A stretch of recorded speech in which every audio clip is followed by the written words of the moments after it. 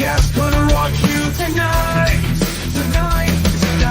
Sarah Lee, Paul Sodman, Austin Shepherd, and the crew, covering all elite wrestling, bringing you the news. It's Sunday Night Raw, gonna rock your world. Tune into the podcast, let the chaos unfurl. The energy's electric, the passion's on fire. Kicking Out Podcast, take it higher and higher. What's going on, Kicking Out Podcast Nation? It's your reigning, defending Kicking Out Podcast Predictions champion, Tanner Lee, for a lovely 350 days now in counting. Yes, another AEW pay-per-view has come and went, and it's the same result as it's been for the past year. Yours truly, with another successful title defense. You know, I got to give it to you, Shep. I got to give it to you, Paul. You guys were so close. So close. Shep only 1 point away. Paul only 2 points away. Paul and I only missed one match. Shep missed two. But unfortunately, Paul, brains right here. Brains right here only knew to put 2 on the Chicago Street Fight instead of 4 points. Sorry about your luck. Sorry about your luck, boys. I know you went all out to try to win this title. And, you know, it's going to be back on the line next month on October 12th, AEW Wrestle Dream from Tacoma, Washington. And really, your chances of winning the KOP Predictions title is just that anymore. It's just a dream. Spoiler alert, it's going to be another successful title defense at Wrestle Dream. It's going to be another one after that, Full Gear. It's going to be another one after that, a World's End. Then we're into 2025. And I'm just going to keep on rolling. I am the Bruno Sammartino of the Kicking Out Podcast. With all that said, I am taking this week off. I'm going on vacation. The champ has earned it. I'll be back next Sunday, KOP Nation. Don't you worry. Fellas, have a good show. The hell was that? Really? Yeah. That's how you're gonna start this. You're gonna start this podcast out that way. Like I was in a good mood. Hey, I didn't do this. Remember that. I just pushed a button. I got told to push a button, and I pushed said button. That's some bullshit. That's some bullshit. I'm saying that's some bullshit. I'm gonna burn. You know what? I'm a freaking hangman. I'm gonna burn this house down. I agree with Steffi here. Shut up, Tanner. Anyway, so Shep, how about them Steelers? And that pains me to say, but how about them Steelers? I don't know. Our Colts suck. Colts fucking suck. Can't beat up a backup. Can't beat up a backup quarterback. Yeah. I was referring to the fact that they beat the Broncos. Our lovely champ who took a vacation, went to watch the game, and, well, he got to watch his favorite team lose. Who in the hell takes a vacation to Colorado? Colorado sucks. You ever been to Colorado? No. Don't. No. It's awful. Absolutely freaking awful. I hated it. Hey, Tanner, when you rewatch this, just know that Steven Chambers says he can beat you. Who keeps tracks of the predictions? Unfortunately, Tanner. So, see, even though he gives his thoughts here, I think he might change his thoughts from time to time. I'm pretty sure he's cheating.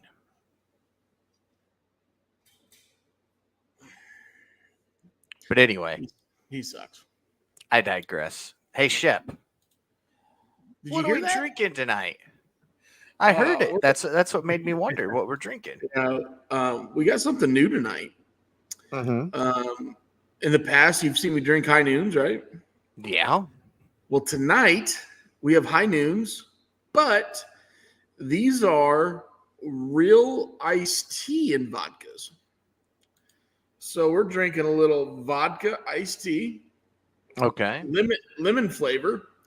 As we like to call this in the golf world, this is a John Daly. It'd be an Arnold Palmer, but it's got vodka in it, so it's definitely a John Daly. So this is my first swig of these. Bought them last night, and I held myself back. I did not have one at all last night, just so I could have one with you guys today. So vodka iced tea, lemon flavor, high noon. We'll see if Portnoy's full of shit or not. Here we go.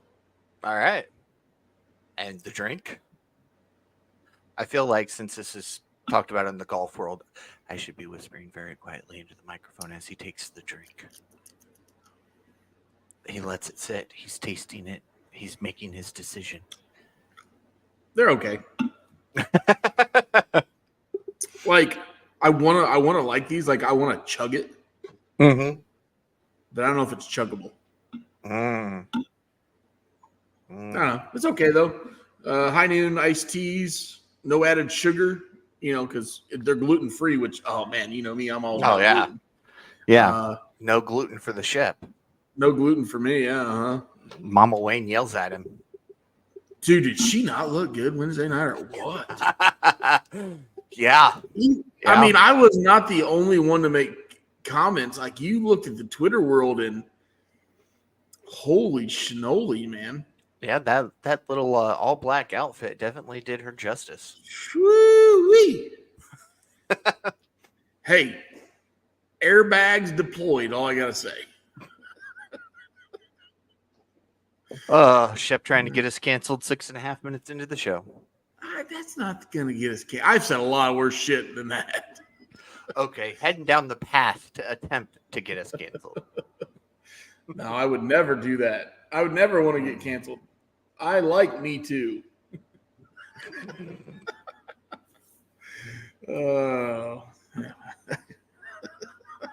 How's your ear feeling? My ear feels great. Oh, good. Why is that? Oh, I don't know. I know you dressed up as a guy who likes to talk about his ear now that, it got shot and magically looks like nothing ever happened to it. Dude. Yeah, Majin says it wouldn't be KOP if you weren't trying to get us canceled. So, there's that. Plastic surgery is a son of a buck nowadays, man. We got some hellacious surgeons in this lovely United States of America we got. Yeah, you can get plastic surgery before the wound even heals. Heck yeah. Anyway, Never we're not mind. here to talk politics. Yeah, it's because I was getting ready to make another comment, and it was not right of me. It was not right, Shepard. Don't do it. Yeah. We are here, however, to talk about AEW and the All Out Fallout. Luckily, this year there was no brawlouts, just fallouts. Hey, nobody bit their arm, so it's okay. Yeah. Nobody yelled anything about, dogs getting punt kicked or real glass or anything like that. So I think we had a very successful show at All Out. One of the better pay-per-views we've had of late. Oh, I agree. It did get a little squeamish. I didn't get to watch it live. I have since rewatched it, and man, that needle to Swerve's face definitely makes you kind of twitch a little bit. Shep don't do needles, man. Yeah. Nope.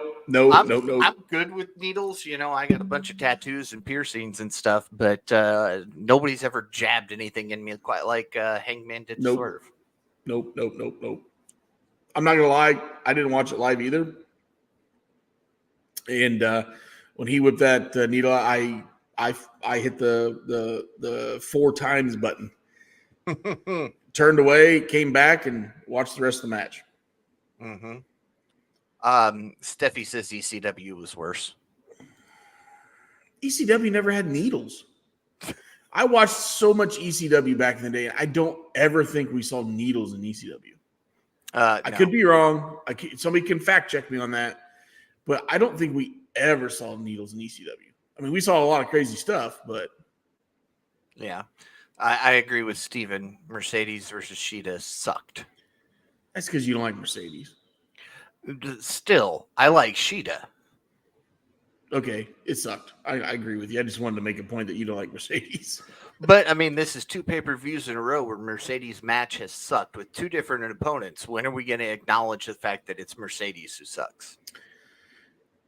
And I think I remember this in WWE.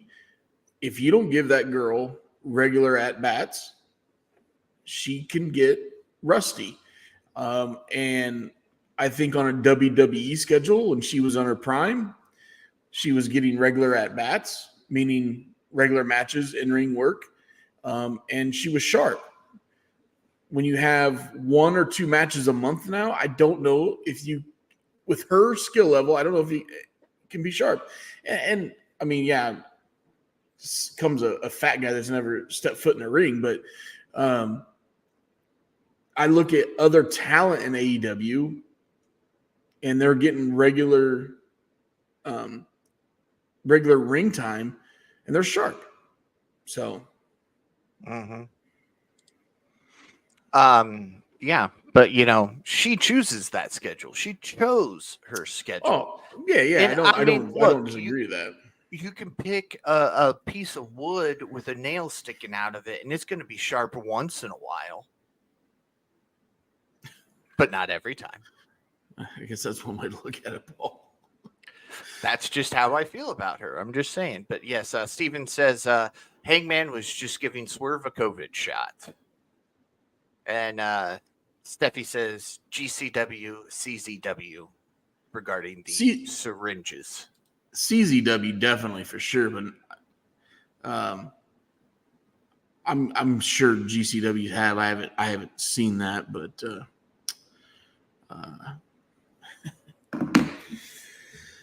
no, thank you for the syringes. Just not my cup of tea. Not my cup of tea.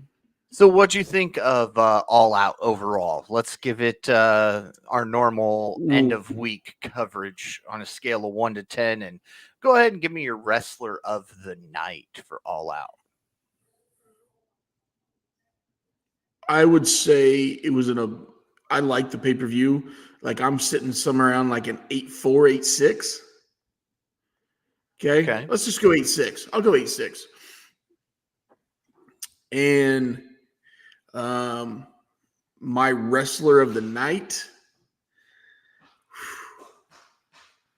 I know I just dogged him because he used a syringe, but I mean, I think it'd be actually, you know what? I'm a flip in a losing effort.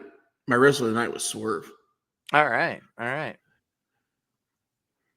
I'm right there with you, so I'll go 8.4 since you went 8.6 because I was teetering between that 8.5 and 8.6, but 8.5 seems too rookie, so I'll go 8.4. But I gotta go in a losing effort, Pac, because not only did he put on a banger of a match against Ospreay, but then he comes back out later and is involved in another spot, keeping Mr. Yuta at bay. Can we get a full-time Pac now? I hope so, man. With the storyline they're building with Moxley's crew right now, I don't even know if we're still calling them the BCC at this point or not. But with this crew that Moxley has with him, if we're getting Pac on there, he needs to be full-time. So you get Danielson gone. Mm-hmm. You got Moxley, Claudio, Pac. Yuta's gone.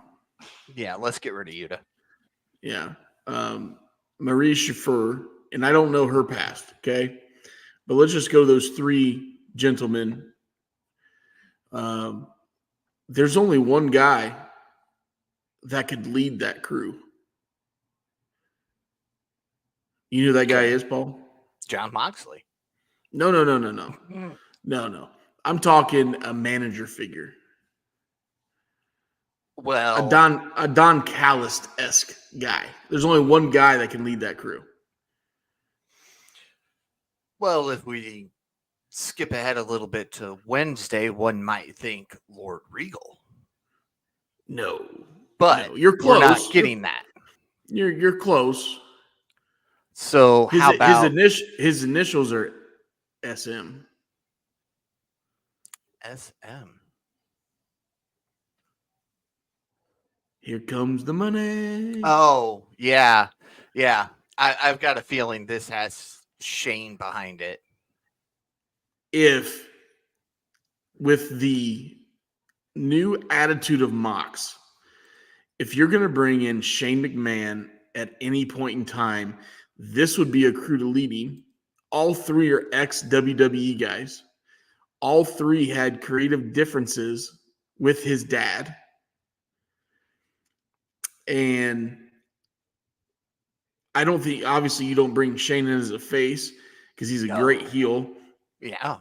And what a hell of a conglomeration to run with these guys. So if any time is right now is the time to bring in Shane O'Mac. All right. We've got a comment here that says, Ola, it's probably Shane. Indeed, the photo that leaked a while back wasn't for nothing. If it's Shane, change the McMahon name. Yeah, let's just call him Shane. If there's if you have a meeting at an airport, there's a reason. There's a reason that somebody took a damn picture. Who takes a picture of a random airport, two guys meeting in the, you know what I mean? Yeah. And don't get me wrong, Shane's a very, public figure, celebrity.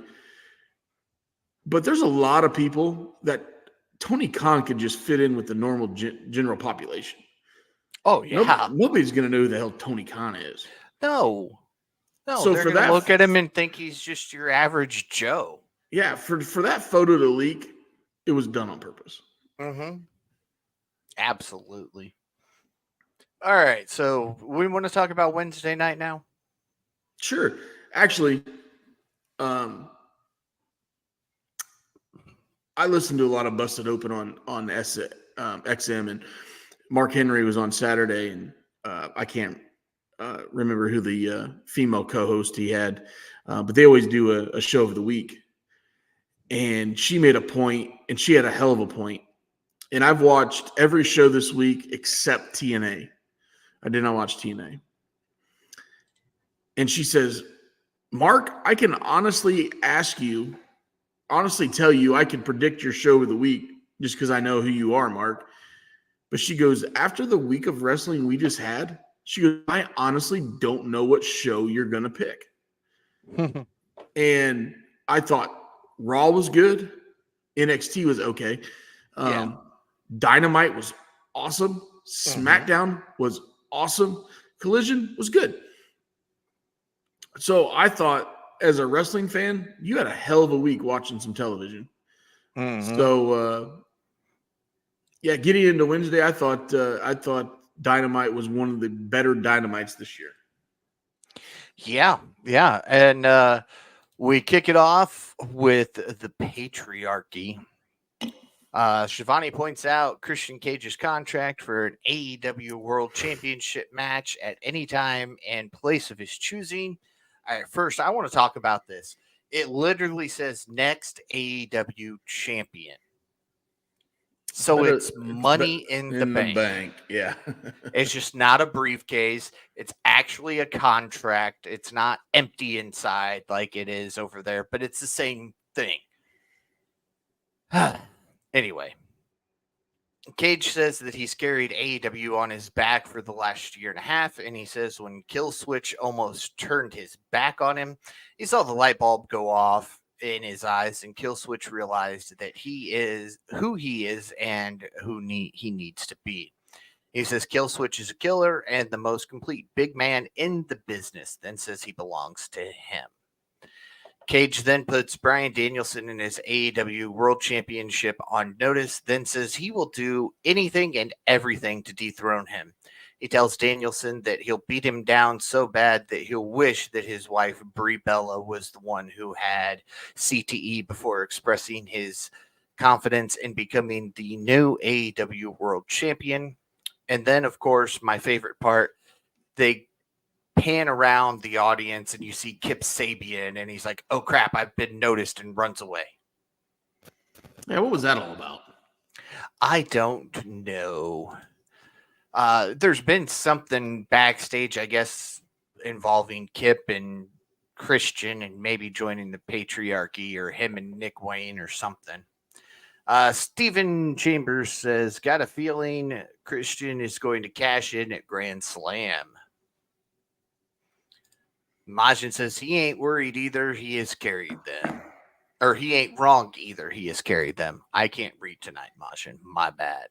And then the Kip Wayne stuff. There we go. From Twitch. So I've been a big Kip Sabian fan since he came into AEW. So since AEW started, Stephen Chambers says Kip and Nick have been feuding off and on. So that's where the Kip stuff comes in. I think he needs to be featured more. I think I've brought that up several times on this podcast. I didn't like Kip Sabian because didn't he take Joey Janela's wife? Yeah, that's what they say. Of course, if you were Penelope, wouldn't you pick Kip Sabian too? I mean, one of these is not like the other. Wow, that could be a hell of a rabbit hole. Anyways, I like the opening segment. I like the promo there. I can get behind the patriarchy. I still can't get behind Killswitch. Yeah. I love when the crowd chants Luchasaurus. It's fun. Oh, absolutely. Especially now he's covering his ears. Like, he's covering his ears. Yeah. But good stuff. Good stuff by Christian. I don't know if I want to see Christian have another title shot. I mean, we're going to get it. Christian Cage, Bryan Danielson doesn't really interest me. And that's why I think it's going to be like a cash-in scenario, like Money in the Bank. I don't know if you can get behind that. I'm a little distraught how they're handling the World Championship now with him, with Danielson holding it. His next title match, I think, is rushed. I think I've been calling for this match for the last 6 months. Yeah. But all of a sudden to rush it and get it in 2 weeks with no build. I mean, yeah, there's a build behind it. You know, there's history, but it goes back into the early 2000s. And let's be honest, maybe half to 75% of AEW fans might not know the history of McGuinness and Danielson. You know, I was a Ring of Honor guy, but I got into Ring of Honor late. Danielson was already gone when I got into Ring of Honor. You know, yeah. Tyler Black was already gone. Mm-hmm. Just a quick thing here. Even Majin reminded me. Grand Slam isn't a title match anymore. It's just a one-on-one. Really? When did they change that? When they put McGuinness in it. When he came out and did his promo, it was not for the title. It was not for the title. Huh. It is one-on-one. Again, they're completely shitting on this story. Mm-hmm. The guy's been on commentary for the last year, just burying Bryan, which I love. I think it's great. So now you're gonna he comes back. You're gonna put those two in a match with no time behind it, and not even for the title. Yep. No. Not cool to me. Not cool. But it does set up for Christian to attempt to cash in at Grand Slam still, because Nigel is a big fan of Christian. You know, he's always Christian Cage is out here and the patriarchy is the best thing ever and all that stuff. So if Christian goes to cash in, and I think that's what could happen. We see Christian run down, decide he's going to cash in the middle of the match, and Nigel gets pissed, goes to hit Christian. Danielson rolls up somebody, 1, 2, 3. It'll be a cheap knockoff. Tony Khan had too much coffee that day. That's what we call it nowadays, Paul. Coffee. Yeah. Mm-hmm. But yeah, I think it's going to be absolutely a good match either way. If we're on borrowed time with Brian, which I think we are, and I don't know the exact health status of McGinnis, but obviously he hasn't wrestled in 13 years, and it's cleared now. So maybe, he's pretty healthy, but we're on borrowed time with Brian. This match deserves way more build, way more story than what we're getting. So, and maybe we got another, 3-4 months of Brian, and maybe we'll get a longer story. Maybe something happens out of this. But looking in the near future with the pay-per-views or PLEs or whatever the hell you want to call them. They're pay-per-views for AEW. Yeah, whatever. They're pay-per-views for the other company too. I refuse to call them PLEs. There's only one place that I think that feud can end. And it's not on U.S. soil. You follow me? So no. No, not All In, because All In's in London. It's Pat. No. I don't think we don't get Danielson that long. He's going to have neck surgery. He's beat up, yada, yada, yada. I think we get him till the end of the year. We going Japan? Fucking Tokyo Dome. Yeah. McGinnis, maybe, Danielson, Tokyo Dome. Maybe we ride it out that long. Maybe we can have that long. The victory, and he says, "Look, I beat the champ. I want a shot at the title." Yeah. Freaking Tokyo Dome. Those two, especially with Danielson wanting to do so much work in Japan, if he's going to ride off in the sunset, I know he's not fully retiring, going to have neck surgery, part-time schedule.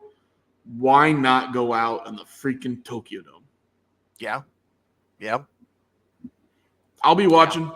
I get up at 3 a.m. in the morning, fold freaking laundry, and watch the damn show. My wife thinks I'm nuts, but it's okay. Steven says, here's my rant for the night. How can TK get all these matches? Bucks versus Ospreay Fletcher, Darby versus Mox, Hook versus Roderick, Danielson versus McGinnis in 2 hours at Grand Slam. Ed Majin says, hey, Hook and Roderick won't go long. They won't. Hook's got a very bad history of 10-minute max matches, 15 if we're lucky. So, I mean, there's your commercial break match. No, I'm kidding. Wow. I'm kidding. That actually for me was Wednesday night's TNT Championship match because I saw who was in it, and I went, yeah, I know who's going to win this. Leo Rush took on Jack Perry for the TNT Championship, and look, I like Leo, but the dude can't decide what company he's in, and if he wants to work or not. Yeah, if he's going to throw a temper tantrum because he's got to work or not. So there was no way they were going to put a title on the guy, and they didn't. There was a lot of talk.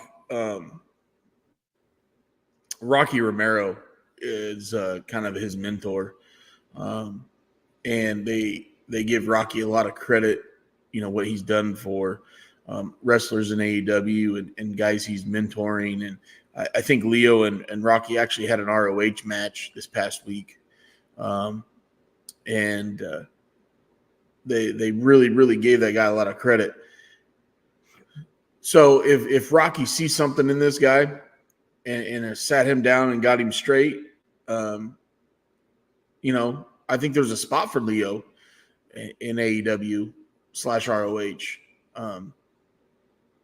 He's a very talented, athletic performer. But yeah, like I'm with you. Like 1 minute he gets pissed and takes his ball and goes home from WWE, and then 2 weeks later shows up in front of 150 people at a GCW event. And then showed up on AEW and got the graphic at one point, and then took his ball and went home again. Yeah, he's back. So, hey, he's a young individual. Hopefully Rocky's got his head straight, and we see him for a while. Majin says they're booking Hook kind of like Oldberg, where he tears through people. Only difference is Hook can actually work. Now, careful there, Majin. Your hero, Tanner, is a big Oldberg fan. Goldberg sucks. Majin also says, sounds kind of like Mercedes. Leo Rush. Leo, Mercedes, there we go. Future mixed tag team champions. Speaking of Goldberg, some indie promotion in some high school gym with 30 people. I know we don't talk about this promotion a lot, but speaking of Goldberg, did you catch Bret Hart on Raw Monday? Oh my Lord. Yeah. And then Gunther saying his favorite wrestler was Goldberg. Goldberg. That was cool. I mean, oh yeah, that was a good spot. That was a good spot. All right, you brought up Monday here, and I think I text the group about this too. The one thing I didn't like is you had Joe and Barrett getting ready to get out of the ring to give the ring to Brett, and then the camera glitches for a second, and they're standing back in the middle of the ring and just announced that a pay-per-view's coming to Canada. It was different. It was weird. It's like, okay. And there was no live anywhere on the screen. So I think we got screwed there. What do you think? Screwed Brett. Brett screwed Brett. What do you think we're going to get? What kind of Raw do you think we're going to get when it goes to Netflix? Are we going to get the Attitude Era back? Well, one thing I know we're not going to have is silences in the middle of a match, so you hate that. Hear what's going on because somebody's yelling, "You suck ass" or "You shithead" or something. Well, that or when the big spot and they say "Holy shit," holy shit, and then the freaking thing mutes.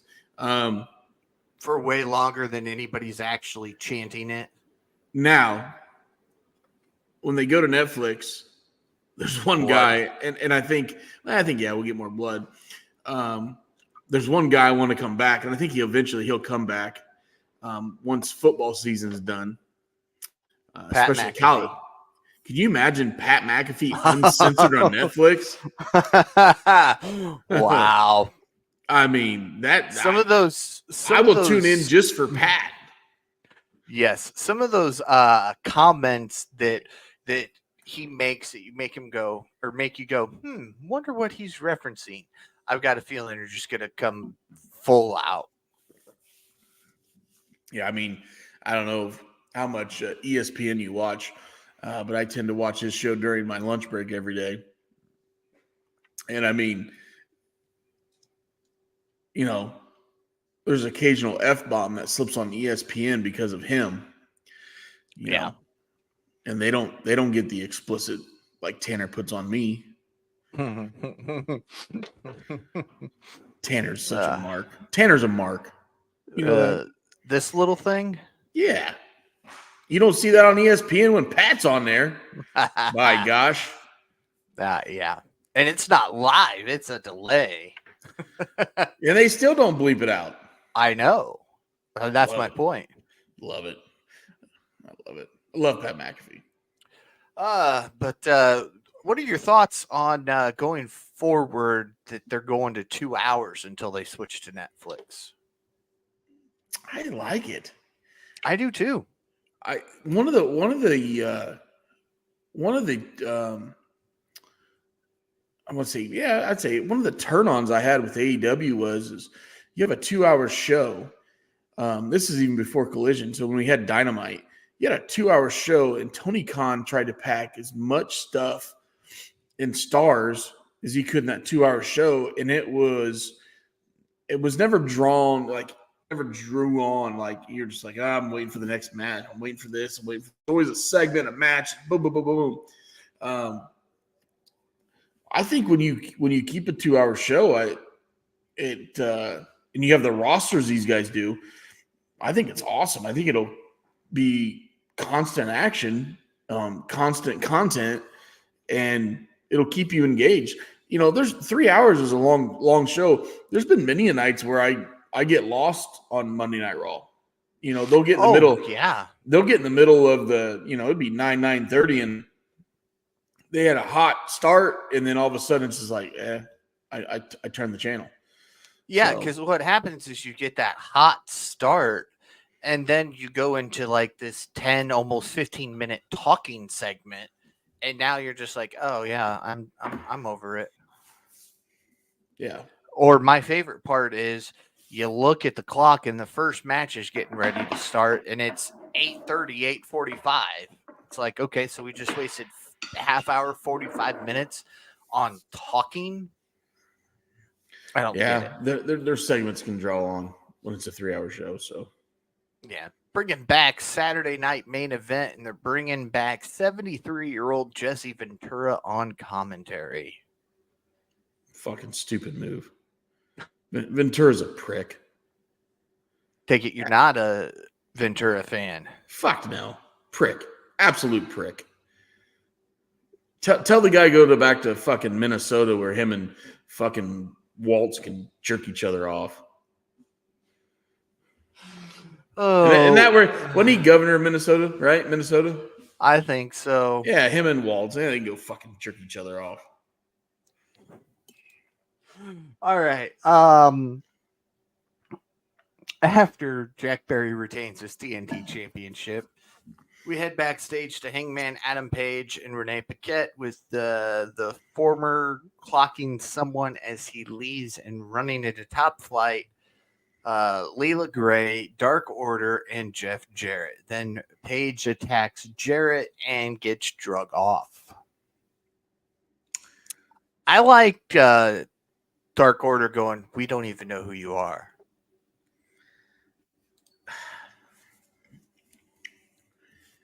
You were right, Shep. It was Minnesota. I thought it was. I like this segment. I don't know where Hangman and Jarrett, have they had past beef? Yes, because Hangman beat Jarrett in the Owen Hart Cup tournament. That's right. It was Owen Hart Cup. Okay. I knew it was somewhat recent, but I didn't. Yes. And then they've had a couple one-on-one matches since then. And I think Hangman gets up on him every time. I really like keeping Jeff Jarrett relevant for his age. I used to harp on some older veteran guys, just trying to hang on. But I think Jeff gets it, and Jeff knows what he's doing, obviously. And I've liked this run in AEW by Jeff Jarrett for the last year. I've really liked it. I would look forward to a match between these two guys again. Because I think Jeff can still hang with him. He can hang with Hangman. I'm Uh, here all night, folks. That's your first dad joke of the night, Paul. I know. I made it longer than you did with an F-bomb. That's saying something too. But no, I like this segment. I did not like Dark Order saying that because unfortunately the Dark Order is completely irrelevant right now. Oh man, they've been irrelevant since 6 months after Brody died. I'm sorry, but I love the Dark Order, but they focus so much on being the Dark Order that their on-screen stuff's crap. And Johnny Hungry, I think he's a hell of a performer. And Uno, but yeah, I can't get behind them. So anything they do right now doesn't make sense to me. So yeah, did not like them saying who's that guy. So it's fucking Jeff Jarrett. He's a fucking Hall of Famer. No, they were saying we don't know who you are to Hangman because he's not. Who? Yeah. Oh, that's right. It was directed at Hangman because they used to be friends and they were there for him when nobody else was. See, I took that the wrong way. I thought they said that against Jeff Jarrett. I'm like, yeah, you can't. You know who the hell Jeff Jarrett is, but no. I still don't like the freaking Dork Order. Steven says he wants to see Hangman and Jarrett in either a Texas death match or a bunkhouse match. Yeah. Maybe it's like, if you're going to do it, I want this to be like Jarrett's last match. Don't announce that it's his last match, but have it be like, we're going to do this. I'm done. I'm moving on to the backstage stuff. I'd be okay if that was the case, but at his age, I mean, I love Jarrett. Don't get me wrong. But if they do something like that with Double J, I mean, it's going to be weird to have him come back 2-3 weeks later like nothing happened. So you know who I want Jeff Jarrett's last match to be against? You're gonna laugh. There's only one person that could be Jeff Jarrett's last match. That's Kurt Angle. There's so much. I mean, there's so much real personal history there. I mean, we saw it in TNA. I mean, fucking Jeff Jarrett took his wife, man. Legit took his wife. And I know they've all moved on, and Angle put some awesome stuff on social media nowadays. And if Angle could do one more match, it's got to be against Jeff Jarrett. It's got to be. Yeah. Karen Jarrett on a pole match. All right. Back at ringside, we get the annoying people known as Private Party, and Commander joins them along with your favorite commentator, Alex Abrahantes. They make their way down to the ring as their opponents wait for them in the ring. Marina, Shafir, Claudio Castagnoli, and Pac blindside Private Party and Commander, with Shafir putting Commander to sleep and Castagnoli dumping Cassidy out of the ring. Shafir, Castagnoli, and Pac enter the ring alongside Moxley. Pac vents his frustrations with AEW being a broken company. He says he's been lost for a long time, but now he has purpose thanks to Mox. And he says this is their company now.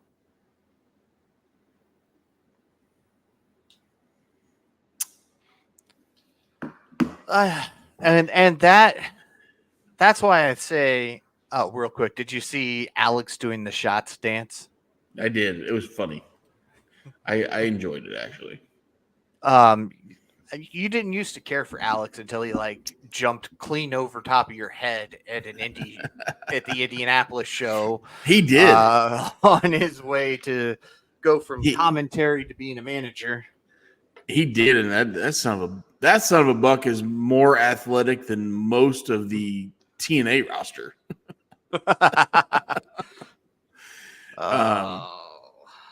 Except Joe Hendry, nobody's as good as him.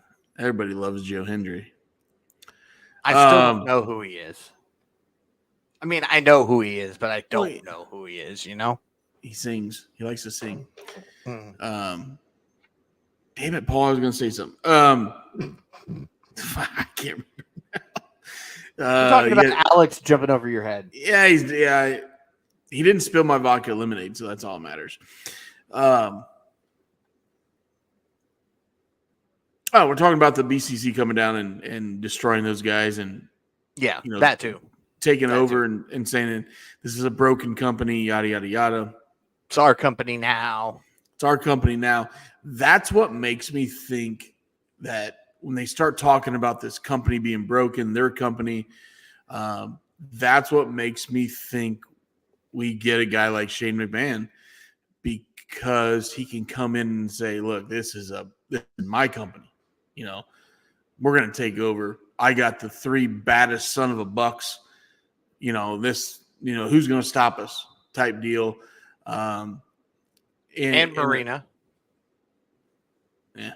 And it just leaves the door open for so many. I mean, you could have a McMahon versus Khan War Games match. You can have so much. You can spin this so many ways. And I mean, I don't know what type of rights there are, but can you imagine sitting in Arthur Ashe Stadium and all of a sudden you hear, "Here comes the money song, come on"? I mean, that place would like a pop of all pops. Mm-hmm. Like they would get an Outrunner pop. Yeah, the Outrunners are over, boys. I'm telling you right now. Yes, they are. We'll get to the We'll get to Outrunners that. later We'll get to that, on. but There's that 2 was a hell of a spots I'm pop. going to talk about with Yeah. them. So That was a hell of a pop. Anyways, yeah. But I mean, I thought if you're going to bring him, it'd be Wembley, just because of the size of the crowd. But obviously, he shows up at some point. He does. And here's the thing. It makes sense because doesn't the documentary about Vince come out sometime this month? September 26th, I think. So the day before it comes out is Grand Slam. It would make sense. It would make. If you look, there's a lot of people inside of WWE that have made comments, and when I say this, I'm listening to Meltzer and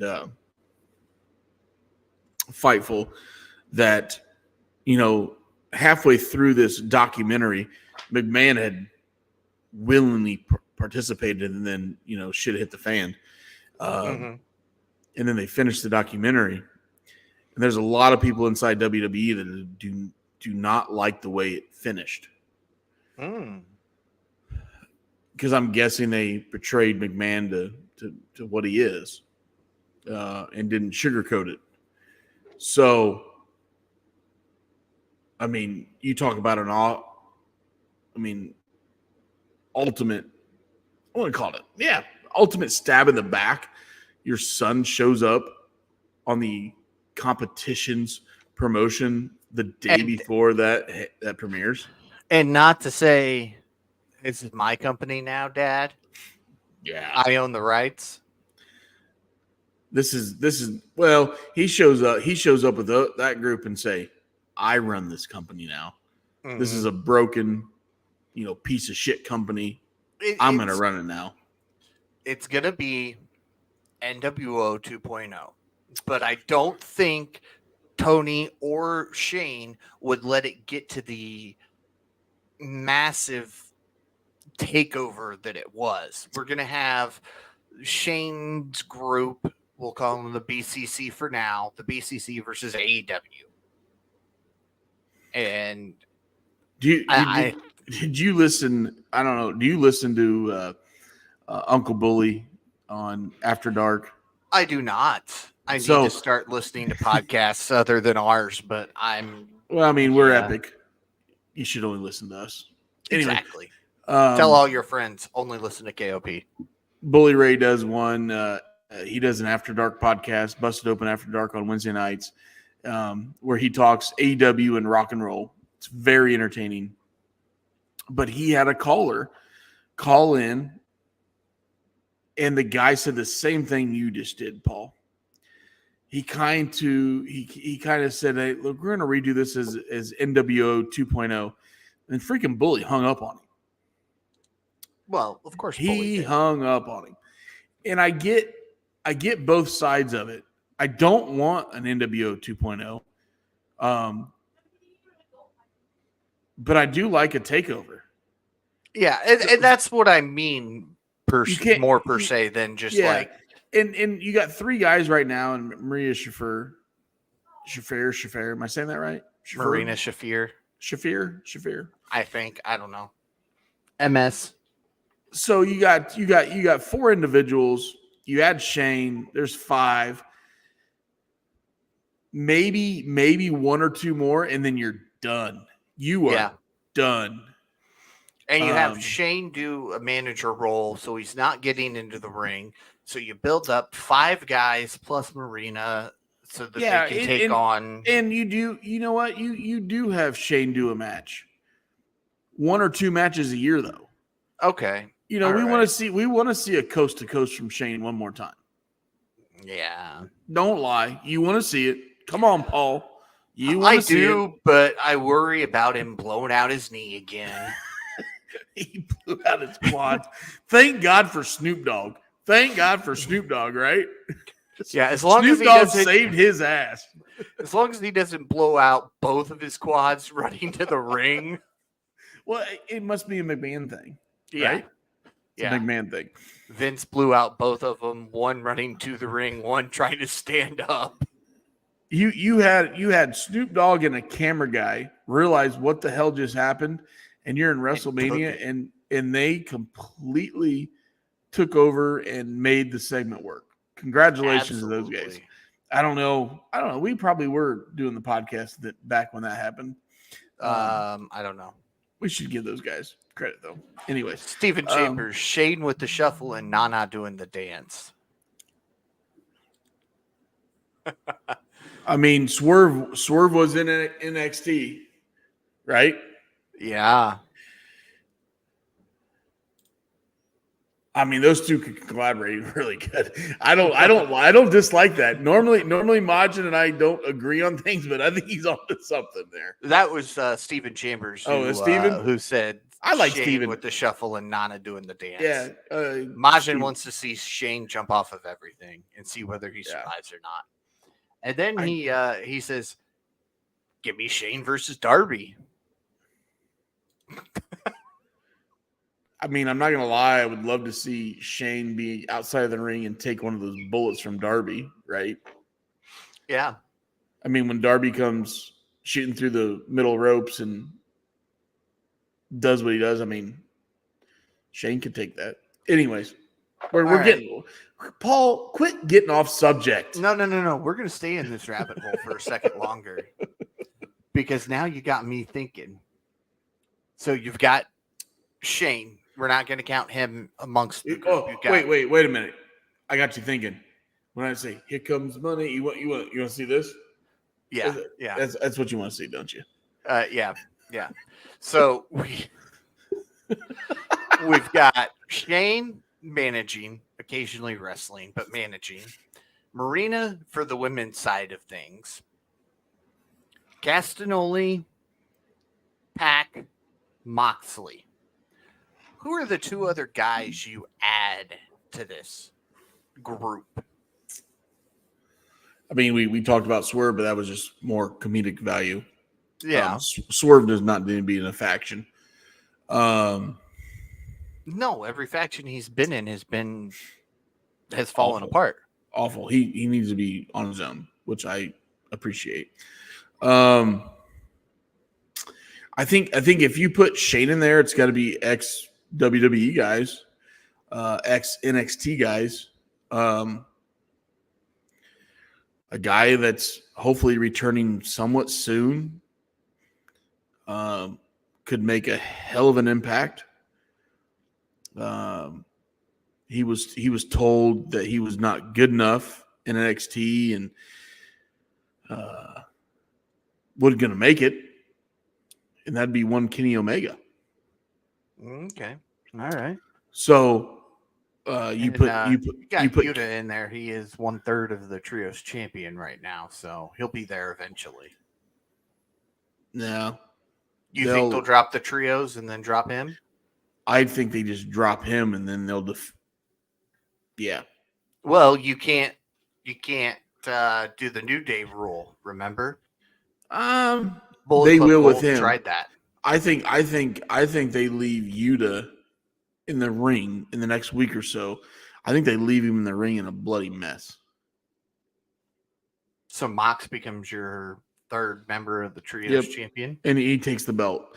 Like they literally leave him a bloody mess, pool of blood, and then he just rips the belt off of him, and all of a sudden, there's your trios champions. Okay, I agree with Majin here, which is killing both you and I and Majin. Kenny's going to be the face of the company. Remember, he's still got his feud with the Bucks going on with the EVP powers. Yeah, okay, but I can still. You got to remember, we haven't seen Kenny in a long time. Time. Shit changes in professional wrestling. It does. But if you're going to add another guy or two to this group, it's got to be an ex WWE guy or ex NXT guy, because that's going to be their whole premise of why Shane came to help them. Is because they got fucked in Connecticut, basically. So he'd be one. If that's the case, the Bucks got fucked over there too. Matt went 1-on-1 with Big Show on SmackDown and got squashed. but the Bucks were never signed to NXT. You know what I mean? I get the one-off matches, yeah, but I'm talking guys that were in NXT and then NXT said, "Nah, we don't like you." One of them being Swerve, one of them being Kenny. Obviously, there's a lot of them that didn't make the old regime. Yeah. So, different regime now with Sean over there in NXT. But so I think if Shane comes back, he's going to come on. He's going to come back with that premise of these guys. We dropped the ball, and I'm here to take over this company. Yada yada yada. Whatever. Mm-hmm. So all right. Oh, real quick, just saw this comment. Want to get it? What are your thoughts on AEW Shockwave?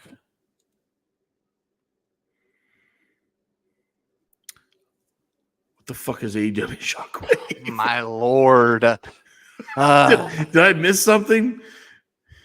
Yeah, because we sent a text about it, and I think you even commented. Was I drunk? Give me more wrestling because it's going to be on Fox. Okay, I must have been drunk. Hold on. I'm going back. Going back through looking for this. Maybe it was Tanner who said, give me more. I don't know. Had to be. I swear we had this conversation, though. Oh, speaking of NXT, sounds like Motor City Machine Guns are headed that way, which kind of sucks. I kind of want them in AEW. We could use we could use some tag teams. I'm just saying. Yeah. We should have seen 21 of them on Wednesday. I'm just looking back through our text, and I got to Wednesday, and never mind. I won't say that. I won't read that text out loud. Did I see? I thought we talked about this. I don't think we did. Oh yeah, Tanner was going to Arizona. That's where he went, not Colorado. Hope he burns his feet. Hope he gets bit by a. Never mind. I shouldn't say that. I don't see it. I guess we didn't have this discussion. Yeah, I don't see. I'm not always drunk. I know I had this conversation with somebody. Oh man. Was it your son? No. But anyway, let's see here. Shockwave rumored for Fox. It will be a 1-hour show on the main Fox channel. Looks that way. Fox Sports. Oh, FS1. Yeah. I'd say I kind of Majin, you got to stop. What night? I don't think it says yet. It'll be next year. But Majin, you and I got to stop agreeing. But I think it should go to the women. The women need a show. The roster's big enough. The women's roster's big enough. You could give them their own hour-long show. Steven says probably on at midnight. I don't disagree with you, Paul, but I don't think they put it on Fox Sports. Okay. I would rather Rampage be a women's showcase than do a hour on FS1. Okay. I can get behind that too. Don't worry. Yeah. And I'd agree. I think the women's roster is deep enough to do that. There's a lot of talent on there that just needs a little. They need some ring time, and Mercedes being one of them. Yeah. So, No, not Mercedes. your favorite, Paul. Your No. favorite. No, we're moving on. You know what? I think if we move the camera to a little bit to my left, you're right. There's probably a Mercedes poster in that wall. My left, you're right. Sorry. That's Spider-Man. I'm thinking over there in the corner of the room. Deadpool. Oh, see, That's storage. the storage. I'm sure there's a Mercedes poster somewhere, Paul. Hell to the no. Not unless she. Nope, she's not on my WWE Legends thing either. So there's no okay. Mercedes in here. Okay. Just Bray. Bray's back there watching you though. He is. He's behind the printer. See him kind of sticking out right there a little bit, right by the printer. A little bit, yeah. See that? Yeah. Anyway, yeah, even Steffi corrected you. It's Deadpool, not Spider-Man. Big difference between the two. It looked like Spider-Man from me. I don't Anyway, know. I don't I'm know a nerd. that. You're not. I don't know that stuff. Sorry. So what'd you think of Jericho's new car? That got $7,000 worth of change dumped onto it. So, the car was nice, but when I watched this segment, you know what did it remind me of? It reminded me of the fucking pyro mishap. Yeah, because that was Okay. crappy So change. so when he dumped the change on this car, it didn't do anything to the car. No, It didn't break the did not. windshield. It didn't do nothing. My car. Yeah. And then Jericho's crying because of his car. I'm like, no, dude, you just got $7,000 worth of change, man. Just go pick the shit You up. ruined my car. It was a Bentley, wasn't it? It was a Bentley, right? Yeah, I think it was a blue Bentley. blue Bentley convertible, Yeah. custom. I As a thought car guy, is it custom? Probably not. Probably not with that paint job. Again, I think they dropped the ball. It was pyro-esque of the whatever pay-per-view that was back in the old Daily Center during COVID. But yeah, he dumped the change on this car, and it was just like, oh wow, you threw a bag of change in the passenger seat. Is what I felt like. Yeah. Although I didn't do anything. Didn't do anything for me. I did enjoy. I was thinking the same thing, man. You didn't even dent it. There might be a small little scratch somewhere in the paint that'll buff right out, but you didn't even damage the car. But I did like Cassidy kind of counting real quick and pulling 50 cents back and giving him $1 so that it was exact change and not a penny over. Yeah, I mean that was good, but to have Jericho have a meltdown because chains were dropped in his passenger seat was a little much. Yeah. Speaking of, we see that Orange is carrying around a picture of him and the best friends.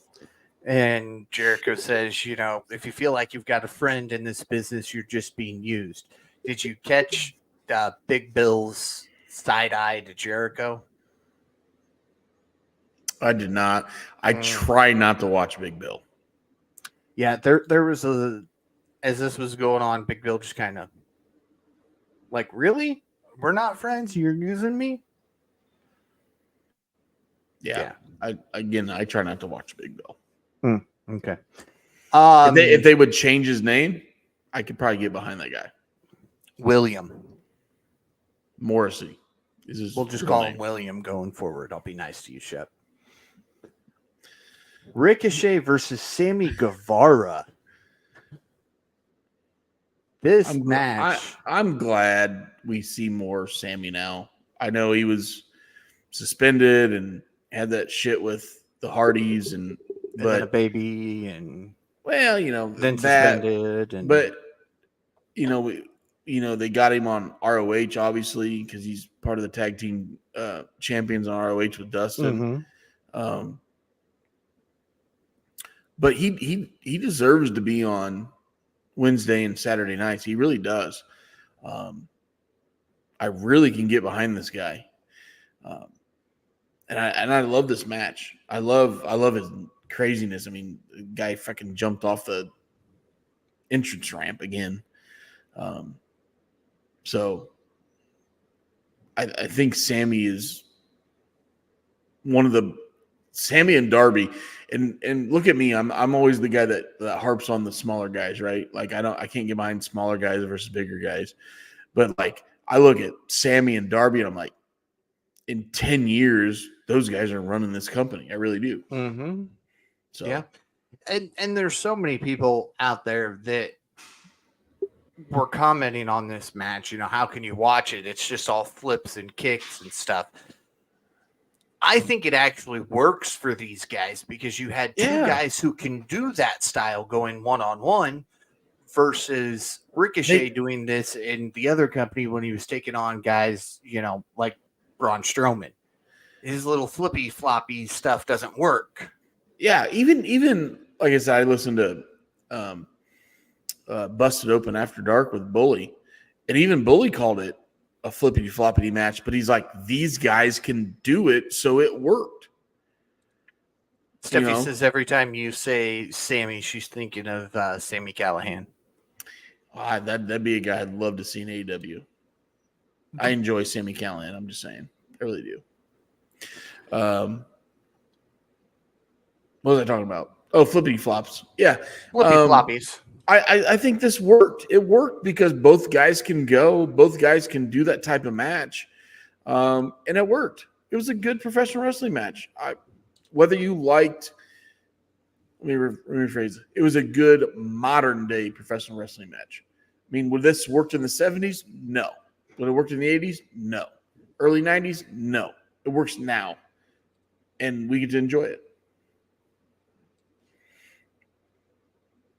Hashtag Switchblade Reunion from Steffi on the Sammy Callahan. Hey, Steffi, refresh my drink here. Was Sammy Callahan ever signed with WWE? Because if he was, that would be a guy you add to that.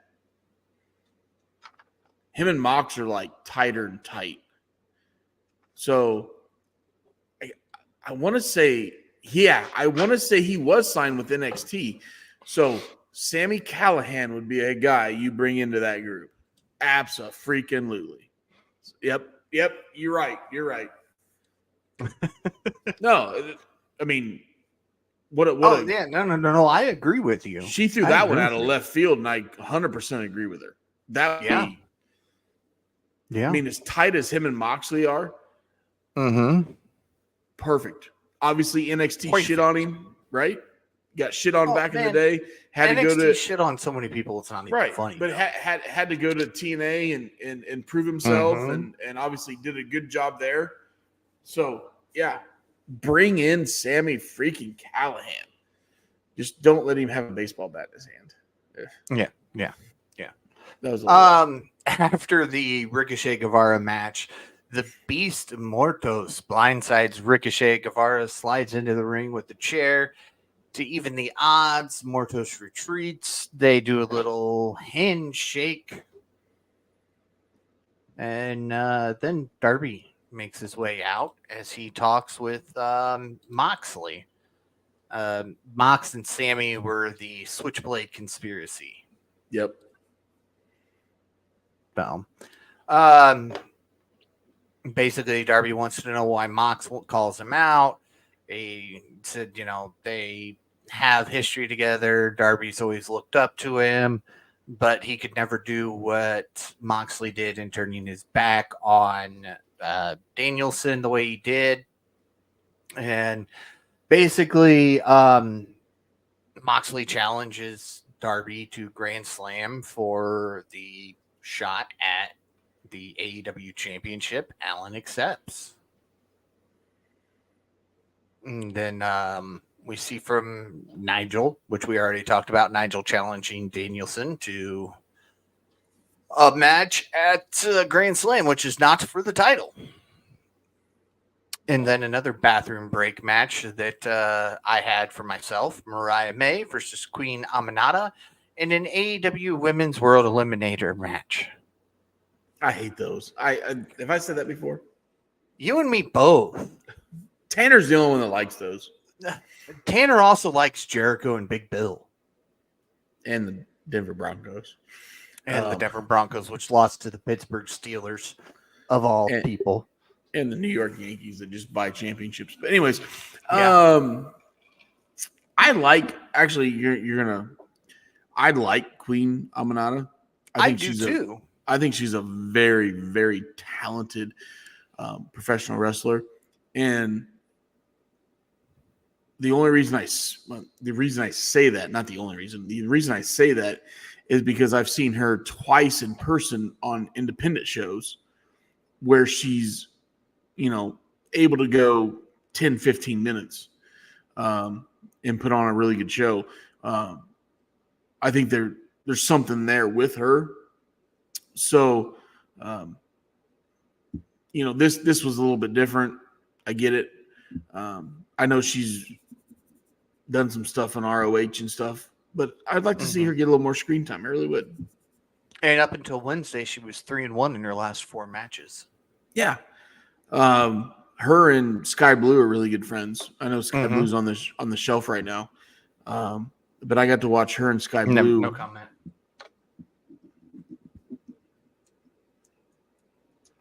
What do you No comment. ask?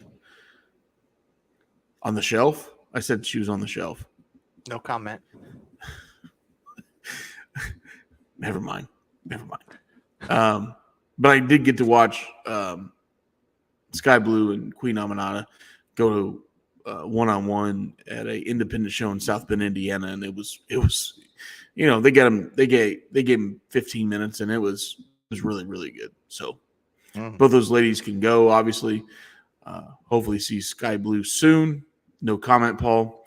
I'll comment on Sky Blue. I'm just not going to comment on your on the shelf thing. I had a comment to that I actually made because they mentioned during the show that she's out with injury, and I might have made a comment out loud. And so, no, I'm not going to do it on here. We're not going to get canceled. Okay. Because of me. Yeah. I mean, if we're going to get canceled, it's because of me. Like, I take fully 100% of that stuff, right? Mm-hmm. I'm the one that tells the awful Kobe Bryant joke, so. Yeah. Well, let's just say, Shep, I have some shelves. Okay. Anyway. I'm going to leave it at that. Me too. Real quick, Majin says Ricochet needs to add to his Vertigo finish, though. Add a spin or something to it before hitting it. It's too plain.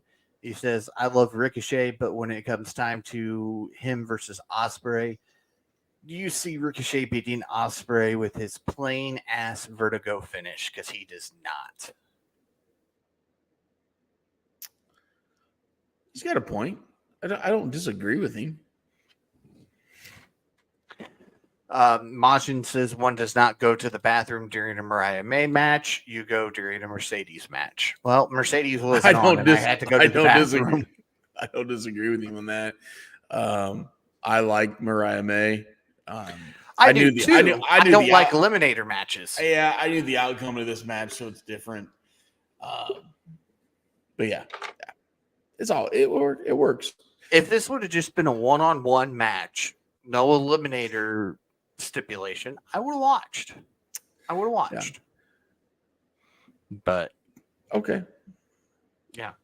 All right, Paul, we're an hour and 15 in, and we're still on Dynamite. We're still on Dynamite. Yeah, it's time for the tag trios. Your tag trios. Yeah, the tag team casino gauntlet match. Can we quit calling it the casino gauntlet match? This is not all in or all out or all in. Like you can call it just a gauntlet match. Yes, you don't need to throw casino in there. Yeah, so it's unless you're in and we weren't in Vegas, unless Tony Khan has a freaking gambling problem. Like, quit calling it that. Sorry, bothers me a little bit. Oh, sorry. Sorry. Don't know where that came from. Yep, you had the sniffles. Yeah, a little bit of a sniffle there. Anyway, can you get that in Vegas? I think you can. Okay. I don't know. Yeah. Anyway, so your two favorite teams were in this match. FTR and the Outrunners. Future tag team champions, both. I was going to say, which one? Both. What a pop though from the Outrunners. They have those guys are their over. Ass off, man. They have been in Dynamite. They've been on Collision. They've been on Rampage, mostly Rampage, even ROH, and they finally got the crowd behind them. Yes, and here's the greatest thing. I was sitting here thinking. I was watching. That's scary. That's scary. I'm just saying. The first year you went to AEW in Indy is when they debuted. Hell yeah. At that show. They With did. Dan the Dad. Dan the fucking Dad. And look at him now. Because Shep has been a fan of the Outrunners since day one. I'll take a free t-shirt, Outrunners, if you're listening, by the way. I've been in your corner since day one. I'll take a free t-shirt. I need a Fat Boy t-shirt, okay? Like 3X. So, yeah. Fat Boy will wear that Outrunner. I might buy one now, actually. So actually, I'm gonna buy a new shirt this week. It's either gonna be the Outrunners or the conglomeration new shirt that they debuted was pretty cool. Yeah. That one was pretty cool. That's a good shirt. Anyways. Outrunners because of me, because of this Shep. Come on, let's do it. FTR runners, man. What are you thinking of this? I think FTR realizes like how good these guys are. They faced them a couple times. They worked with them a couple times. Dax's wrestling brain is on another level. So absolutely. I think when he sees these guys and what he does for those guys, it's good. It's good. Dax is fucking amazing. I put Dax's wrestling brain, just brain. I'm not talking about personal beliefs. I put Dax's wrestling brain up there with fucking Jim Cornette. Okay. Speaking of, did you catch the sign on Wednesday that said Jim isn't going to like this? Yeah, I did. I listened to a lot of Jim Cornette. And again, I appreciate his wrestling knowledge, his wrestling history. I don't always agree with him. And that's okay, right? That's why we have 500,000 wrestling podcasts, right? And you can listen to who you like, and you don't Yeah. have to agree with everybody. If you don't You like know- something he's saying, you can fast forward it or skip that episode. Sometimes he's not the biggest fan of AEW, and that's okay. It's his opinion, and I respect that. And I respect him for his wrestling historian. Like when Cornette talks about the 80s, the 70s, and the 80s, holy shit, there's not one guy better that can talk about those days. Oh, and I absolutely. enjoy it. And I enjoy that. When he talks about modern day wrestling, yeah, we don't agree all the time. And that's okay. It's okay. Happens. Not everybody likes the Shep, and I can deal with it. Mm-hmm. So, And yeah, so I'm sure one of the likes on Twitter for Uncle Dax's post from today is yours, where it's FTR runners. I saw that. Maybe, yeah, there's a couple thousand likes, right? I mean, yeah, Yeah, I'll double Yeah. check that one. I'm pretty sure one of mine is me. I screenshot this. I don't even know what time I did. 1:30 this afternoon. So it only had 864 likes then. There's 1,600 likes now. Yeah. One of those is Shep. Yeah, just one. Just FT one. runners. I like it. Runners. FT It runners. fits. I mean, these guys. One of the comments from when I took a screenshot was, "You guys were made for each other," and really, these two teams mash up so well. It's absolutely crazy. I want to buy a shirt. They got to come out with a shirt. Yes. Actually, I might take that picture and have it printed and put it up in the barn. There you go. I mean, we see the barn walls behind me are pretty decorated, but the ones in front of me are not. I have no decor on that. That'd be a perfect fucking big old, I don't know, 10 by 5 or whatever, 10 by 20. I don't know. I don't know sizes. So, but yeah, speaking of the tag team casino gauntlet runner match thing, Kyle Fletcher and Will Ospreay came out on top. So there we go. So okay, another And decision Fletcher came out the face tunnel for this match. He did not come out the heel tunnel like normal. Okay, I harped on the quick decision of Danielson and McGinnis, right? All of a sudden, you're going to take another one of your hottest singles wrestler, and you're going to throw him in a quick tag team with no time to build. Like, again, not my favorite decision. I love Kyle Fletcher. Super, super talented young individual. But I feel like this is rushed. Okay. And again, you got so many singles feuds going on with Ospreay. Why throw him in the tag titles now? I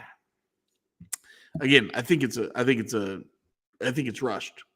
So, well, let's not forget Fletcher and Ospreay have history together. They were part of a trios group for a while. And I think Shep just broke his microphone. No, I'm okay. back. Okay.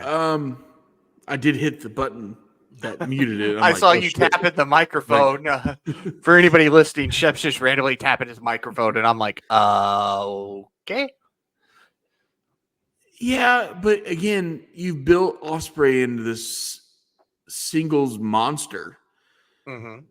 To throw him into the tag title division, which we're going to get a match, is it this Wednesday, right? Grand Slam next Wednesday. Next Wednesday. So next 2 weeks. Wednesday. So you're only giving them 2 weeks to build a story? Mm-hmm. And Ospreay's never had any beef with the Elite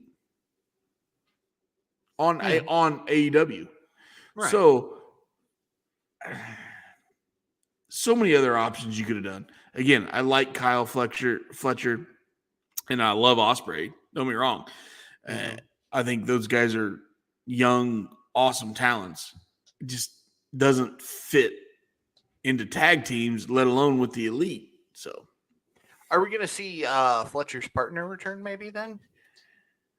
what was his Like name? Osprey. Mark. What was his name? Mark. I don't know. Tanner knows that, not me. Come on, Mark. Fuck. What was his name? Look, Google it, Paul. I'm going. Hurry up.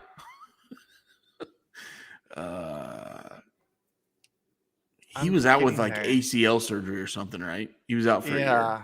Yeah. Somebody probably already beat me to it in the comments, but Mark something.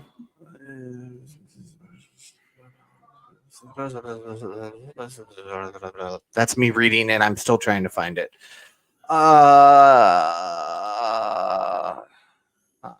Let's see. I keep checking the comments too. Oh.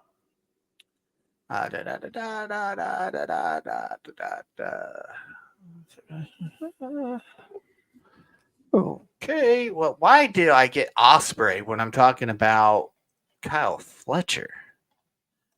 It's got a random picture of Osprey at Forbidden Door.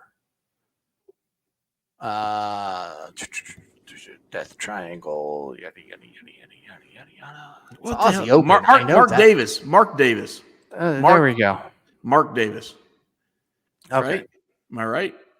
I don't know. I figured you got to it. No, I just. Now you're killing me. I don't have I'm on a computer, but I'm not messing with shit. I think his name is Mark Davis. I like Mark Aussie Davis. Open. Mark Big Davis, dude. Yep. Yeah. Mark Davis. You're right. Anyway, Don Callis will turn on Osprey.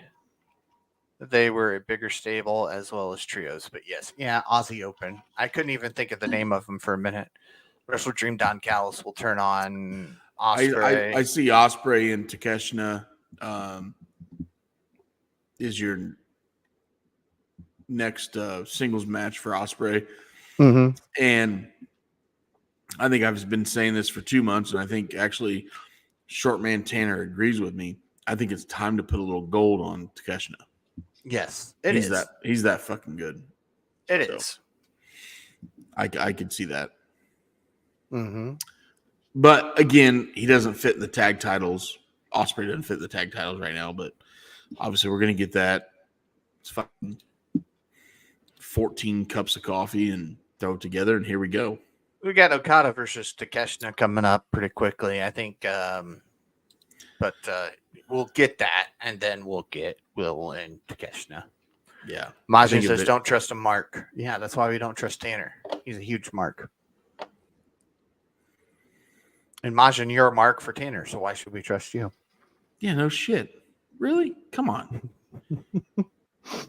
Of all the people in this podcast you've listened to, Majin, you pick old Tanner. Really? Come on. Yeah. Anyway. Not that we ever make fun of Tanner, so sorry. No, never. We're not going to do that. We would never do that. We love Tanner. I just wish he would stand up when he talks to us. Oh, wait. I know. He might almost be the same height as at least one of us. Same height as my 5-year-old. But anyways. Yeah, I know he did, Steven. You're a little behind us right now. Yeah. So anything on Rampage or Collision you want to talk about? No. Okay. Apart from FT runners. FT runners, love that. I thought we had one of the better Dynamites of the year. Mm-hmm. I know I gave all out, right? All in, all out. I get them confused. All out. Sorry. I gave all out an 8.6. You go in then out, Shep. In then out. Wow.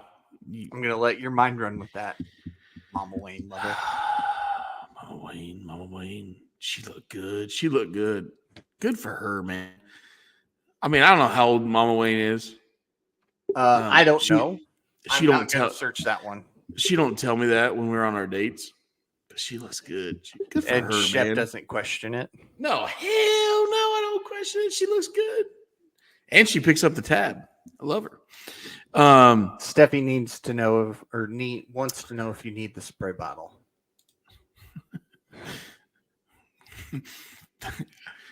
That could go a lot of different ways. Oh, wow. Yes, Steffi, he does. We're getting Mariah May and Serena Deeb versus Yuka and Queen Aminata for Dynamite.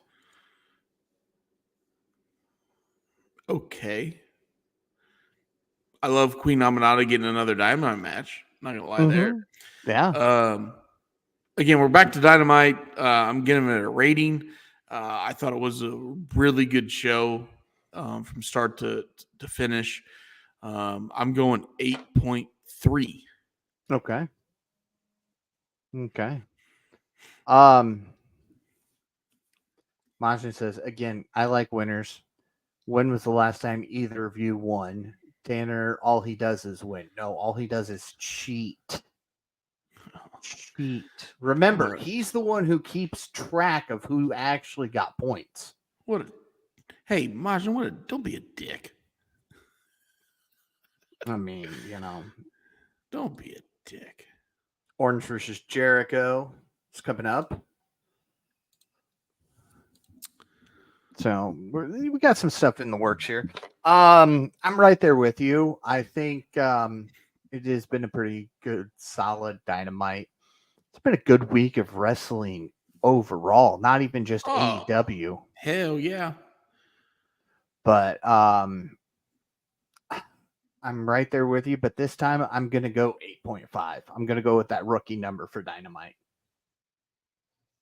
That's okay. You can do that. Anna J said on, I think it was Twitter, that she'll see us soon. X, Twitter, whatever it's called. X. Twitter. X. So who was your wrestler of the week? And And you can pick all 4 members of FT Runners if you want. I can. Yes. My wrestler of the week is going to be obvious. And normally you'd say, oh, it's FTR. Yeah, it's right there with FTR. I thought they had the biggest pop of the week, and that's why I'm picking them. And that's the freaking Outrunners. I love it. And prove me wrong. Tell me a bigger pop this week that you saw in professional wrestling. Yeah. And we even had Roman Reigns come back. Yeah. And I don't know if he got that big. Well, the houses were a little bit different sizes, so maybe it got loud. Right. But if you compared the decibel levels, they probably Outrunners got louder. Yeah, absolutely. A freaking Outrunners.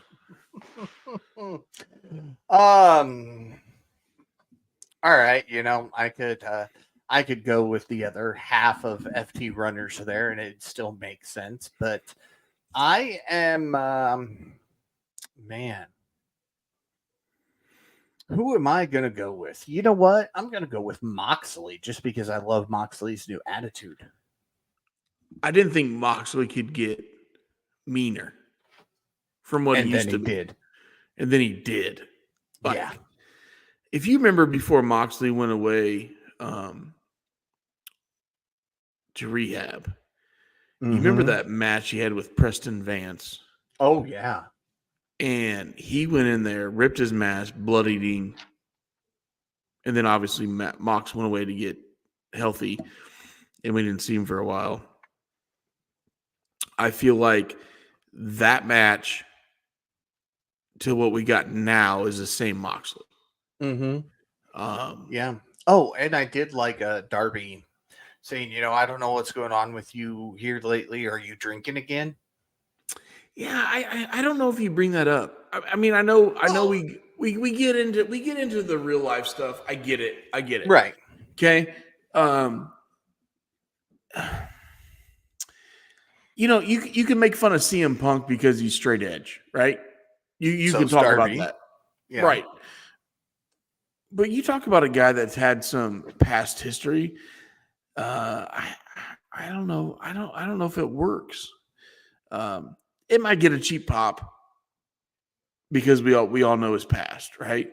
But you look at like there's guys that have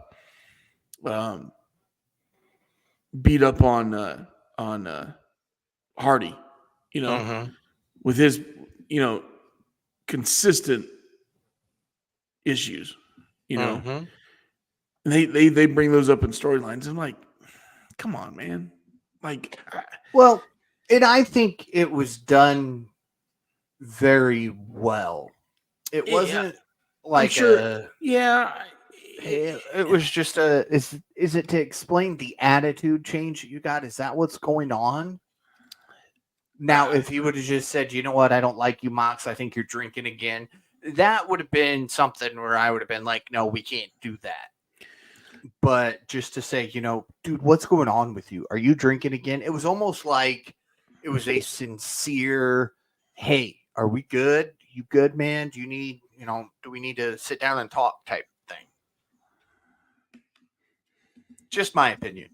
I can get behind it. I just don't know if I like that. If you want to bring in personal stuff, look at Hangman and Swerve. They're about as personal as you can get, right? Oh yeah. Okay. But neither one of them have had a drug problem, a drinking problem. Well, Hangman does, but Well, it's on screen. I think he drinks more than you do. I'd like to drink with Hangman. I think Hangman and I have some good conversations, have some toddies.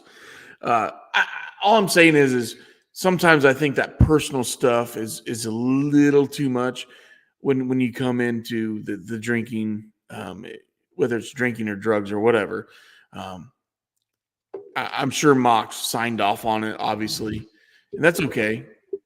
But you got to remember, Mox has got a wife and a 3-year-old daughter, 3 or 4-year-old daughter watching this shit, man. Yeah. So you got to be careful. You got to be careful there. Well, I hope his wife's watching it. She's backstage. You know what? She's one of the best backstage reporters. Oh my Lord. All of the business. Yes. So Connecticut screwed up when they let her go. Yeah, well. Majin has a non-wrestling question for us. All right, let's talk about it, Majin. Yes, Majin. Majin, yes, you're supposed to have hair down there.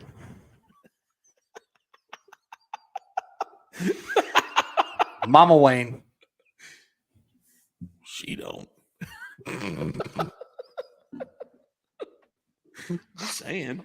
Oh, Lord, help us. Oh. You started this shit, Paul. Yeah. I'm waiting on Majin to catch up and get his non-wrestling question there. He's a couple minutes behind us here, so plus he's got to type it out. He doesn't just get to talk like we do, so we'll wait on him. Did you make it through your drink finally, Shep? Yeah, I'm on to the normal drink. This is not. It's not that good. I meant, did you make it through the normal one? Only one normal one tonight? Yeah, but I started at noon today. So. Yeah. We had a little I have to do, you're gonna laugh, I have to do a gambling report for our local Moose Lodge. And even though I don't care for Moose International is a bunch of bitches. That's a whole nother story. I still take care of our local lodge because it's an awesome place and I help them out. So I had to go do a little report for them, and the wife thinks it takes 2.5 hours. It really takes like 20 minutes, and then I have a couple cocktails and then come home. So that's what I really do. So Steven says Tanner's watching this and saying, man, I got to hurry up and return before this podcast is canceled. Oh, come on. Canceled off. We're talking about pubic hair, for fuck's sake.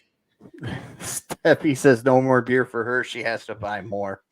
We're still waiting on Majin to. Yeah, Majin. Is Majin looking down his pants going, holy fuck, there's air down there? Steffi says it's Canadian internet. Canadian internet. Yeah. But you put maple syrup on the internet? Oh, there it is. Oh, there it is. Oh man. Man, and I'm a huge Linkin Park fan. I love Linkin Park. Loved them back in the day. Love them now. I think we're going to table this till Tanner gets back because Tanner is a Linkin Park guy too. So, or do you want to give your reaction right now, Shep? I'll give you my reaction. All right. I think people jumped the gun. Mm-hmm. And there's another. If I don't listen to Busted Open on XM, my go-to channel is 41, which is Turbo. Mm-hmm. And this is a hot discussion on Turbo. It's been a hot discussion everywhere. Well, yeah, I mean, it's alternative 90s alternative, like it's like my high school music, right? Mm-hmm. I understand Chester's son came out and did not like the new singer. Yeah, he didn't like her singing Chester songs. Correct. And I can get that. Okay. Mm-hmm. That's his son. I mean, that's his dad. That's his dad's legacy. I get that. I can understand that 100%. Would never knock that kid for saying that. But I thought the girl is you have a cat. You have a pussy going by. Yeah. Sorry. That's Miss Luna. She's a daddy's girl. That's why she's in here. I think you have a hellacious performer in the new singer. She's a hell of a singer. And she does a great job. So I can see both sides, but I can appreciate the new singer. I really can. I really like her. So Steven says he doesn't like it because she supports the actor from that 70s show who's in prison for rape. Danny Masterson. Oh, Masterson. Yeah. Well, I mean, she's into Scientology. Again, that's worse than politics, man. Right. Religion's worse. If we get into a religion battle on this show, that's way worse than any politics. We're getting canceled for sure. We'll get canceled for sure. Tanner will go out as being the last KOP predictions champion. Hey, I'm not going to get into religion. The girl can sing. Let's put it that way. Yeah. Whatever. And here's my thoughts on it. That's all I can say about that. Here's my thoughts on it. Okay. I didn't know who she was. I was watching the video live on YouTube when she hit the stage and started singing. And I was like, all right, she can sing. This is why I don't like today's society. Okay, we brought up Masterson, we brought up Scientology, we brought up all these things that she is outside of singing. Okay, Bon Scott, we're going back to AC/DC here. Bon Scott died from alcohol poisoning in his car. They went on a hiatus. They hired Brian Johnson, who can sing similar to Bon Scott, but still release their own music. Okay, AC/DC fans were a little upset about it, but they went, hey, you know what? They're paying respect to him by not completely butchering these songs. Right. And, still singing his songs. But now, if that were to happen, everybody would hate Brian Johnson for one reason or another. Whether it's a political view, a religious view, something he did when he was 12. We live in a society where everybody's life is so accessible through a Google search that nobody gives anybody actually a chance. I mean, even Majin says, don't sing their old stuff that Chester already did perfectly, though. There's no comparing to that. I agree. But to put on a concert, you're going to have to incorporate it. Well, look, and people are going to ask for it. If I buy a ticket to a Linkin Park concert in Indianapolis, Indiana, mm-hmm. I'm going to love the new stuff, right? Oh yeah. But you go to a concert, you want to listen to the stuff that made them popular. Yes. You're gonna want to listen to the fucking OGs, man. Mhm. I mean, in the end, look, step closer. yeah. I mean, I went to you're gonna laugh. I went to a Garth Brooks concert, and I was pumped about the song that was famous in the late 80s. Mm-hmm. That's the song I went to see. That's the song I went to hear. I mean, that's what you do when you go to a concert, especially in person. I'll probably get his name wrong, and my wife will kill me for this. So I hope I get it right. Oh, Travis Tritt. Travis Trent. All right. I like Travis Trent. Come on. Sing an Eagles song. It got the Eagles back together, and that's one of his more popular songs. I like the Eagles too. Well, yeah, but if you didn't like the Eagles and you had never heard it before, you're going, oh man, this is the greatest song ever. Travis Tritt sing an Eagles song? I think it was him. All right. We're gonna go to the Google machine. I'm gonna get you here, bud. Because if it's Vince Gill and Travis Tritt. You're right. Yeah. Take it easy. Yeah. He did it. Yeah, you're right. Good job, Paul. Oh, thank you. See, my wife won't kill me. I'll live another day. Well, at least for that reason, she won't kill you. Yeah. Yeah. Back to the original statement. If you're a Linkin Park fan, I think you have to embrace what you can embrace now. Yes, we love Chester. He was a hell of a singer, hell of a performer. But if you want to keep his memory alive, you want to keep the band alive, I think the new singers is okay. Like, put all the bullshit aside. If you like music, you want to hear Linkin Park music, then enjoy it. And she doesn't sound like Chester. No, nobody's saying she's going to. Yeah. But the range she does. She can do the same type of range that Chester can sing. She can sing. She can get that screaming in there when it's needed. Now nobody's ever going to hit that 17-second scream that Chester did at a live show one time. That was amazing for Chester even, and he's only done it like once or twice. So we'll never see that again. But for the same style of singing, I think it's a good choice. Yeah.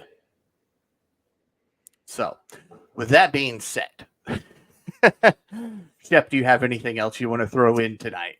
No, that's we'll end it on that. I do like I will challenge the KOP listeners to throw in a question like that. Give us one question a week, non-wrestling related. I enjoy that. I really do. I like that. Yeah. So next week, Majin, you had your week. Steffi, Steven Chambers, get on your game. Give us a question next week that has nothing to do with wrestling, and we can debate about it and hopefully not get canceled. Yes. And you don't just have to comment on it on the live video if you're not going to be able to watch along with us, or you just listen after we've already done our live stuff. You can always send it to KOP via social media. The old Twitter machine. The old Twitter machine. You can hit us up there. We're on Facebook, Instagram, I think, Twitch. We're everywhere. I don't have that shit. So you have Facebook? Yes, Facebook? I do. We're on Facebook. We're on Facebook? I don't have Facebook. We're on Facebook right now. Oh, I don't have the book they call Face. Sorry. You can't find the Shep there, but you can find Kicking Out Podcast there. Yep, you can. So with that, before I fully wrap everything, I will say be sure to follow the Kicking Out Podcast wherever it is you follow podcasts at Kicking Out Pod. Listen to the Kicking Out Podcast wherever it is you listen to your podcast. And if it's Apple Podcasts, leave us that 5-star review. Now, Tanner Lee, you're not here right now. Bitch. So I'm gonna I'm gonna do something here because I know what a fighting champion is. Shep knows what a fighting champion is. Grand Slam. Wednesday, September 25th. Put the title on the line, bitch. Be sure to follow all of Follow Austin. 7. Follow the Kicking Out Predictions champion that's not here, Tanner Lee, at Tanner Lee 92. Follow myself at Paul Zartman 87. Be sure to check out kickingOutShop.com. It's your place to go for a great merchandise, support a great podcast, and look fantastic doing so. And with that, for Tanner Lee and Austin Shepard, I'm Paul Zartman. Join us again next week as we kick out yet another podcast.